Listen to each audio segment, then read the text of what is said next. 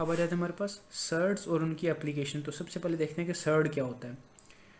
अगर इस तरह से कोई नंबर लिखा हुआ है ए और उसके ऊपर पावर है एन और अंदर लिखा हुआ है ए, इस नंबर को हम कहते हैं सर्ड, इसको कहते हैं सर्ड।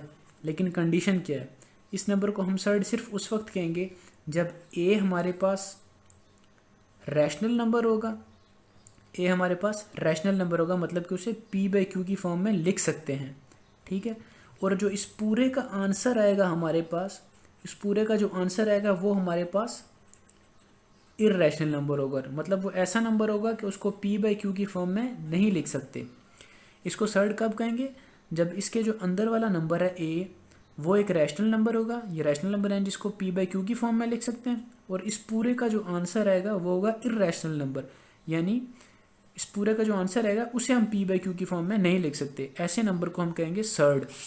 फॉर एग्जांपल √3, 2/5, 7, ये सारे सर्ड हैं, ये सारे 3 रैशनल नंबर है, 2/5 रैशनल है, 7 रैशनल है, ठीक है। और इनका जो आंसर आता है वो इर्रेशनल नंबर होता है, मतलब 7 को हम लिख सकते हैं पी बाई क्यू की फॉर्म में, ये तो ऑलरेडी लिखा हुआ है, 3 को भी लिख सकते हैं पी बाई क्यू की फॉर्म में, लेकिन इसका जो आंसर आएगा ना √3 का आंसर, वो कुछ अजीब सा आता है, उसको हम पी बाई क्यू की फॉर्म में नहीं लिख सकते।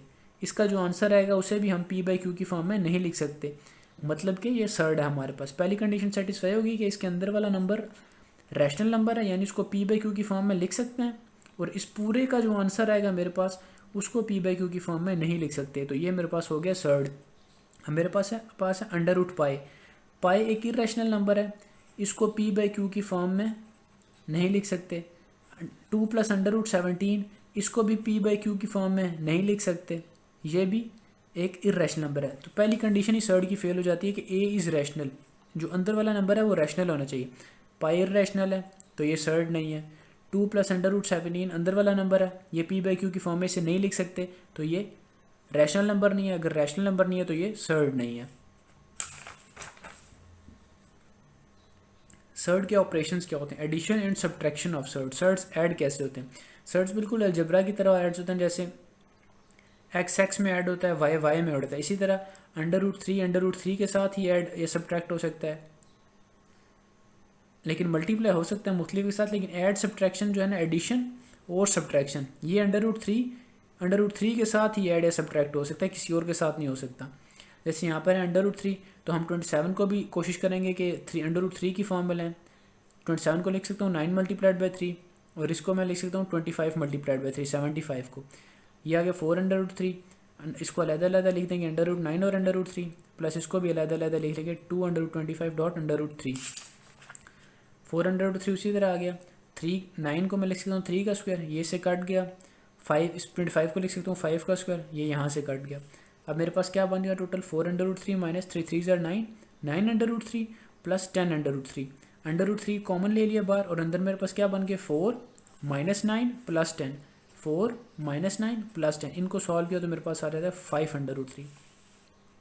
Multiplication and division of surds. Surds को डिवाइड और मल्टीप्लाई, मल्टीप्लिकेशन और डिवीजन, कि सर्ड्स को मल्टीप्लाई और डिवाइड कैसे करते हैं। अगर मेरे पास दो नंबर हैं सर्ड्स हैं और इस तरह से वो मल्टीप्लाई हो रहे हैं, तो मैं उनको कंबाइन करके लिख सकता हूँ ए बी। जैसे मेरे पास 3√2 है और वो मल्टीप्लाई हो रहा है √7 से, तो मैं इसको लिख सकता हूँ √2 × 7, यानी √14। इसी तरह अगर डिवाइड हो रहे हैं सर्ड, तो मैंने पूरे के अंदर एक ही क्यूब रूट के अंदर लिख सकता हूँ। अगर तो ये सेम है, ये दो नंबर सेम है, अगर रूट्स इनके सेम है तो इनको एक ही होल रूट में लिख सकता हूँ। अभी जैसे √2/√7 है, तो इसका ये वाला रूट सेम है, मतलब दोनों पे क्यूब रूट है, तो मैं इस पूरे को होल पे क्यूब रूट लगा के लिख सकता हूँ। 14 × √35 मल्टीप्लाई हो जाएंगे आपस में, इनको ब्रेक किया, 14 को लिख सकता हूँ 7 × 2, 35 को 7 × 5, 7 का स्क्वायर आ जाएगा। अब अंडर रूट अलग करके सब पे लिखूँगा √2, √5, √7 का स्क्वायर, ये स्क्वायर इस अंडर रूट से कट जाएगा, तो पीछे क्या बच गया 7 × 2 × 5, √2 × 5 यानी 7 √10। अब बच जाता है 12 √6 / √3 और क्यूब रूट 2। 12 को ब्रेक करके लिख सकते हैं ऐसे 2 × 2 × 3, और ऊपर आ जाएगा क्यूब रूट, ऊपर से आ जाएगा क्यूब रूट। अब इसमें यह है कि क्वेश्चन है मेरे पास √12 का क्यूब रूट डिवाइडेड बाई √3 का क्यूब रूट, √3 और √2 का क्यूब रूट। अब 12 को मैं फैक्टराइज करके ऐसे लिख दूंगा, ठीक है।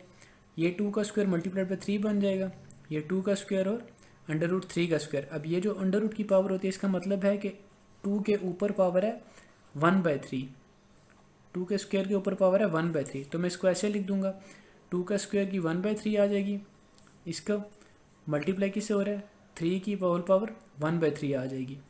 इसी तरह इसके 3 की पावर आ जाएगी 1/2 और इस 2 के ऊपर पावर आ जाएगी 1/3। पावर को मल्टीप्लाई कर दिया 2/3 मल्टीप्लाइड बाई 3 की पावर 1/3। जब ये 3 ऊपर जाएगा तो इसकी पावर के साथ आ जाएगा माइनस, मल्टीप्लाइड बाई 3 की पावर -1/2 और 2 की पावर -1/3। बेस सेम है, पावर्स ऐड हो जाएंगी, 2/3 -1/3, बेस सेम है तो इनकी पावर्स आपस में हो जाएंगी 1/3 -1/2।